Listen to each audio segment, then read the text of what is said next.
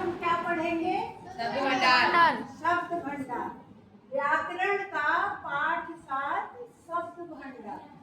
हम बचपन से शब्द बोलते हैं, उसका प्रयोग करते हैं, लेकिन शब्दों की रचना कैसे होती है, उन शब्दों का हमें कहाँ प्रयोग करना चाहिए, शब्दों की कितनी वैरायटी है, ये हम धीरे धीरे जानते हैं। जबकि हम बड़े होते हैं तभी से हम क्या करने लगते हैं, हम बोलना सीख लेते हैं, पर उनकी रचना कैसे होती है ये हमको व्याकरण के माध्यम से पता चलता है। इसलिए जब भी हम पढ़ाई करते हैं तो किसी भी भाषा की, किसी भी लैंग्वेज का व्याकरण जानना हमारे लिए बहुत जरूरी होता है, चाहे वो संस्कृत हो, चाहे वो हिंदी हो, चाहे वो अंग्रेजी, क्या हो, अंग्रेजी हो, सबका आपको क्या करना है, आपको व्याकरण जानना है, ग्रामर जानना है। यहाँ देखिए आज हम आपको जो शब्द भंडार बता रहे हैं, पहला है एकार्थी शब्द। ऐसा शब्द जिसको जो है उसका अर्थ एक ही होगा। जैसे अगर मैं बोलती हूँ आराध्य, तो इसका मतलब क्या हुआ, एक लड़का आराध्य। और अगर मैं बोलती हूँ कि सारे बच्चे, तो सारे बच्चे का मतलब हुआ पूरे क्लास के सारे बच्चे। तो शब्दों की वैरायटी में पहले नंबर पे आपके पास आ गया एकार्थी शब्द, यानी एक अर्थ देने वाला शब्द। इसमें आया जिसका वे शब्द जिनका एक ही मुख्य अर्थ होता है, जैसे कि किसी बच्चे का नाम बोलेंगे, या हमने बोल दिया मिठास। मिठास का मतलब क्या हो, मिठास मतलब क्या हुआ बताइए, मीठापन। मीठा। यानी हम नींबू बोलेंगे तो नींबू में क्या आता है, नींबू में क्या आता है, खटास।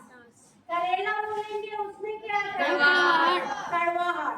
लेकिन अगर हम अमरूद बोलते हैं तो उसमें क्या होता है, मिठास आती है। तो मिठास मतलब मीठे, मीठी चीज का स्वाद। और भूखा, मैं ये बोलती हूँ कि असद भूखा है, तो क्या हुआ, यानी उसको भूख लगी है, उसने खाना नहीं खाया, तो भूखे शब्द का मतलब हुआ भूखा। तो एक ही अर्थ हुआ, कई अर्थ नहीं हुए। लेकिन उसके बाद आप आएंगे अनेकार्थी शब्द। जो अनेकार्थी शब्द है वो एक शब्द एक से अधिक अर्थ रखने वाले शब्द अनेकार्थी शब्द कहते हैं। हम कोई शब्द, कोई भी शब्द प्रयोग करते हैं जिसका एक नहीं कई अर्थ होता है, उस शब्द को हम क्या बोलते हैं, अनेकार्थी शब्द। जैसे जैसे यानी उदाहरण, जैसे मतलब क्या होता है, किसी भी चीज का उदाहरण। यहाँ दिया है अंक। अंक मतलब क्या होता है, बच्चे बता पाएंगे क्या, अंक मतलब क्या होगा, संख्या। संख्या एक अर्थ आपने जाना, लेकिन अंक मतलब होता है गोद। बच्चे को अंक में लिया, आपने गोद में भर लिया। अंक मतलब नाटक जब हम देखते हैं तो कहते हैं इसका पहला अंक खत्म हो गया, दूसरा अंक खत्म हो गया। अंक मतलब हुआ भाग, पाद। तो एक अंक शब्द का स्पेलिंग वही है पर अर्थ अलग अलग है। ऐसे हुआ अर्थ। अर्थ मतलब क्या होता है, किसी भी चीज का मतलब। और अर्थ मतलब क्या हुआ, किसी भी चीज का मतलब। पर यहाँ अर्थ में एक सब्जेक्ट हम पढ़ते हैं अर्थशास्त्र। क्या पढ़ते हैं, अर्थशास्त्र। अर्थशास्त्र में क्या पढ़ते हैं, इकोनॉमी। आपका, आपकी कमाई कितनी है, आप कितना पढ़े लिखे हैं, ठीक है। तो यहाँ अर्थ का मतलब हुआ एक तो शब्दों का अर्थ, दूसरा हुआ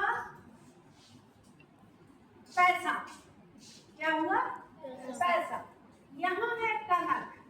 कनक का मतलब क्या हुआ, सोना। कनक मतलब हुआ सोना। और कनक मतलब होता है किसी लड़की का नाम भी। क्या होता है?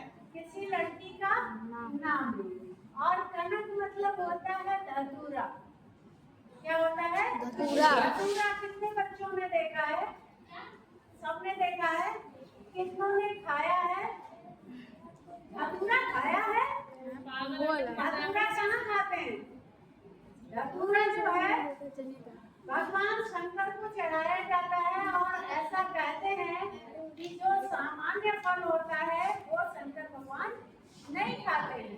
वो भांग खाते हैं, धतूरा खाते हैं, किसी भी चीजें होती है। इस पर जब आप कनक में जाएंगे, अनुप्रास अलंकार पढ़ेंगे तो उसमें आएगा कनक कनकते सौगुनी मादक का अधिकार, वह खाए गौराय नरा वह पाए गौराय। कनक से कनक की का नशा ज्यादा है। कनक मतलब धन सोना। कनक कनकते सौगुनी मादक का अधिकार। कनक से कनक का नशा 100 गुना बड़ा है। कैसे? कनक मतलब सोना, जिसके पास सोना अर्थात धन।